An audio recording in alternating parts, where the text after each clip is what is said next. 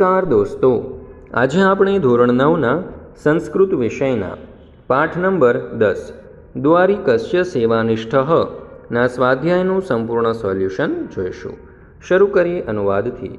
એકદા દ્વારિકઃ ભવ્યમૂર્તિ સંન્યાસિનમ અપશ્યત તતઃ તયો ઇવમ વાર્તાલાપઃ અભવત. સંન્યાસી કથમ અસ્માન સંન્યાસિનઃ અપી તિરસ્કરોષિ. એક દિવસ દ્વારપાળે એક ભવ્ય દેખાવાળા સંન્યાસીને જોયો. પછી તે બંને વચ્ચે આ પ્રમાણે વાર્તાલાપ થયો. સંન્યાસી કહે, કેમ અમને સંન્યાસીઓને પણ તું અવગણે છે? દ્વારિકઃ ભગવાન પ્રણમામી પરંતુ સ્વકીયમ પરિચયમ અદત્વા ન કિશ્ચયત પ્રવેષ્ટુમ અર્હતિ. દ્વારપાળ કહે, મહારાજ પ્રણામ કરું છું, પરંતુ પોતાની ઓળખાણ આપ્યા વગર કોઈ પણ પ્રવેશી ન શકે. સંન્યાસી સત્યમ ક્ષાંતઃ અયમ તે અપરાધઃ કિંતુ અદય પ્રભુતિ ત્વમ સંન્યાસિનઃ પંડિતાન બ્રહ્મચારિણ સ્ત્રિયઃ બાલાશ્ચ ન અવરોઢું શક્નોષિ. સંન્યાસી કહે, સાચું, આ તારો અપરાધ માફ કર્યો, પણ આજથી માંડીને તું સંન્યાસીઓને, પંડિતોને, બ્રહ્મચારીઓને, સ્ત્રીઓને અને કન્યાઓને રોકી ન શકે. દ્વારિકઃ સંન્યાસીન બહુક્તમ વીરમ વયમ દ્વારિકાઃ બ્રહ્મણઃ અપી આજ્ઞામ ન પ્રતીક્ષામહે. દ્વારપાળ કહે, સંન્યાસી ઘણું બોલ્યા, થોભો, અમે દ્વારપાળો બ્રહ્માની પણ આજ્ઞાની રાહ જોતા નથી. સંન્યાસી સાધુ માર્ગમ આદેશયત મહારાજ નિકટે ગંતુમ ઇચ્છામિ. દ્વારિકઃ ન શક્યોમિ પ્રભાતે મહારાજસ્ય સંધ્યોપાસનકાલે પ્રવેશમ કર્તુમ અર્હસि ન તુ રાત્રો. સંન્યાસી કિમ કોપી રાત્રો ન પ્રવિશતિ. સંન્યાસી કહે, સારું, માર્ગ બતાવો, મહારાજની પાસે જવા માંગુ છું. દ્વારપાળ કહે, શક્ય નથી. સવારે મહારાજના સંધ્યા ઉપાસનાના સમયે તમે પ્રવેશ કરી શકો છો, રાત્રે નહીં જ. સંન્યાસી કહે, શું કોઈ પણ રાત્રે પ્રવેશ કરતું નથી? દ્વારિકઃ આહુતાન પરિચિતાનશ્ચ પરિત્યજ્ય ન કોપી વિશેષસ્તુ ભાવાદશય યે ખલુ તુંબીધારકાઃ દ્વારાત દ્વારમ ભ્રમંતિ. દ્વારપાળ કહે, આમંત્રિતો અને પરિચિતોને છોડીને કોઈ પણ નહીં, ખાસ કરીને આપના જેવા તુંબડીને ધારણ કરનારાઓ એક દ્વારથી બીજે દ્વાર ભ્રમણ કરે છે. સંન્યાસી સ્વગતમ સર્વથા સુયોગ્ય અયમ દ્વારિકઃ પુનઃ ઇમં પરીક્ષિતુમ પ્રયતિષ્ય. દ્વારિકઃ અત્ર આગચ્છ કિમપી કથયિતુમ ઇચ્છામિ. સંન્યાસી કહે, આ તારરક્ષક સર્વ પ્રકારે અત્યંત લાયક છે. ફરીથી આને પરખવા હું પ્રયત્ન કરીશ. મોટેથી દ્વારપાળ કહે, અહીં આવ, હું તને કંઈક કહેવા ઈચ્છું છું. દ્વારિકઃ ઉપસૃત્ય કથયતુ ભવાન. સંન્યાસી ત્વમ તુ દ્વારિકઃ અસી કદાપી ધનિકઃ ન ભવિષ્યસી. વનેષુ કંદરાસુશ્ચ વયમ વિચરામઃ સર્વ રસાયન તત્વમ જાનીમ. દ્વારપાળ નજીક જઈને, આપ કહો. સંન્યાસી, તું તો દ્વારપાળ છે, ક્યારેય તું ધનવાન નહીં થાય. અમો વનમાં અને ગુફાઓમાં વિચરીએ છીએ, અમે સમસ્ત રસાયણ તત્વ જાણીએ છીએ. દ્વારિકઃ ભવતુ નામ અગ્રે અગ્રે. સંન્યાસી યદિ મમ પ્રવેશમ ત્વમ ન અવરોધયસી તર્હિ તુભ્યમ યથેષ્ટમ રસાયનમ દાસ્યામિ. તેન પંચાત તુલાપરિમિતમ તામ્રમ સુવર્ણમ ભવિષ્યતિ.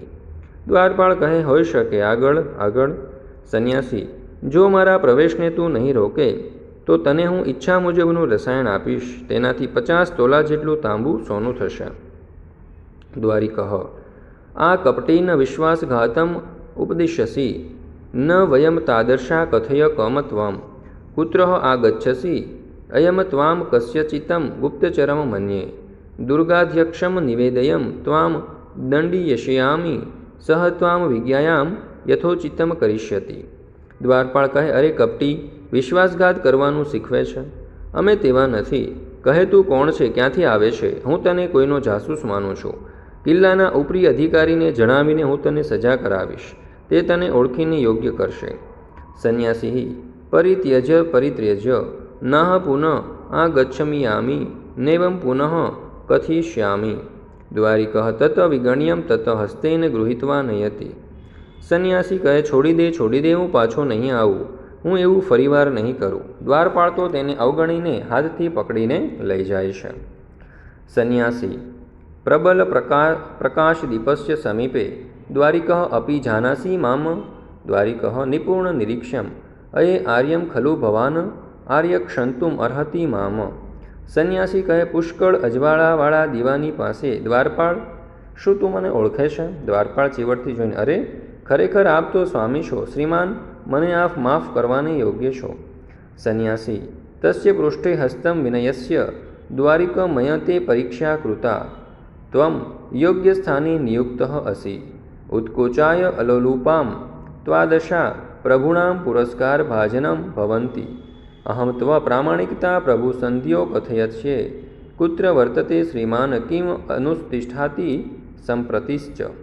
સંન્યાસી કહે, તેની પીઠ ઉપર હાથ મૂકીને, દ્વારપાળ, મેં તારી પરીક્ષા લીધી, તું યોગ્ય સ્થાન પર નિમાયેલો છે. લાંચ રૂશ્વત માટે લાલચુ ન હોય એવા તારા જેવા સ્વામીના પુરસ્કારને પાત્ર બને છે.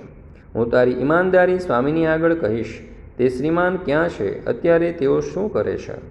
સ્વાધ્યાય. પ્રશ્ન નંબર 1. અદ્યોલિખિતેભ્ય વિકલ્પેભ્ય સમુચિતમ ઉત્તરમ ચિનુત. પહેલો સવાલ, દ્વારિકાઃ કસ્ય આજ્ઞામ અપી ન પ્રતીક્ષન્તે? જવાબ આવશે વિકલ્પ ખ, બ્રાહ્મણઃ. બીજું, દ્વારિકઃ કમ અપશ્યત? જવાબ આવશે વિકલ્પ ક, સંન્યાસીનમ. ત્યાર પછી જોઈએ ત્રીજો સવાલ, અહમ ત્વામ ગુપ્તચરમ? જવાબ આવશે વિકલ્પ ક, મન્યે. ચોથું, ત્વામ કદાપી ધનિકઃ નઃ? જવાબ આવશે વિકલ્પ ગ, ભવિષ્યતિ. ત્યાર પછી જોઈએ પાંચમું, ક્ષંતુમ અર્હતિ મામ ઇતિ કઃ વદતિ? જવાબ આવશે વિકલ્પ ક, દ્વારિકઃ. પ્રશ્ન નંબર 2. અદ્યોલિખિતાનામ પ્રશ્નાનામ ઉત્તરાણી સંસ્કૃત ભાષાયામ લિખત. પહેલો સવાલ, સંન્યાસી કુત્ર ગંતુમ ઇચ્છતિ? ઉત્તર, સંન્યાસી મહારાજ નિકટે ગંતુમ ઇચ્છતિ. બીજું, કીદર્શાઃ જનાઃ પ્રભુણામ પુરસ્કાર ભાજનાની ભવન્તિ? ઉત્તર, ઉત્કોચાય અલોલુપાઃ જના પ્રભુણામ પુરસ્કાર ભાજનાની ભવન્તિ. ત્રીજો સવાલ, દ્વારત દ્વારત કે ભ્રમંતિ? ઉત્તર, તુંબી ધારકાઃ સંન્યાસીનઃ દ્વારત દ્વારમ ભ્રમંતિ. ચોથું, દ્વારિકેણ કઃ દ્રષ્ટઃ? દ્વારિકેણ આર્ય દ્રષ્ટઃ. પાંચમું, સંન્યાસી કસ્ય પ્રામાણિકતામ કીર્તયસ્યતિ? ઉત્તર, સંન્યાસી દ્વારિકસ્ય પ્રામાણિકતા કીર્તયસ્યતિ. પ્રશ્ન નંબર 3. નિમ્નલિખિતાની કૃદાંતાની પ્રત્યય નિર્દેશપૂર્વકમ પ્રકારમ લિખિત. પહેલું છે ક્ષંતુમ, તો તુમ પ્રત્યય હૈત્વર્થ કૃદંત. બીજું છે ગંતુમ, તુમ પ્રત્યય હૈત્વર્થ કૃદંત. ત્રીજું છે ઉપસૃત્ય, ત્ય પ્રત્યય સંબંધક ભૂતકૃદંતમ. ચોથું છે પરિત્યજ્ય, ય પ્રત્યય સંબંધક ભૂતકૃદંત. પ્રશ્ન નંબર 4. અધસ્તનાની વાક્યાની સ્તનભૂતકાલે પરિવર્તયતે. પહેલું, ત્વમ ધનિકઃ ભવસી. જોઈએ ઉત્તર, ત્વઃ ધનિકઃ અભવઃ. બીજું, વયમ વનેષુ વસામી, વયમ વનેષુ અવસામ. ત્રીજું, કઃ અપી રાત્રો ન પ્રવિશતિ? ઉત્તર, કઃ અપી રાત્રો ન પ્રવિશત. ચોથું, અહમ ત્વામ ગુપ્તચરમ મન્યે. ઉત્તર, અહમ ત્વામ ગુપ્તચરમ અમન્યે. પ્રશ્ન નંબર 5.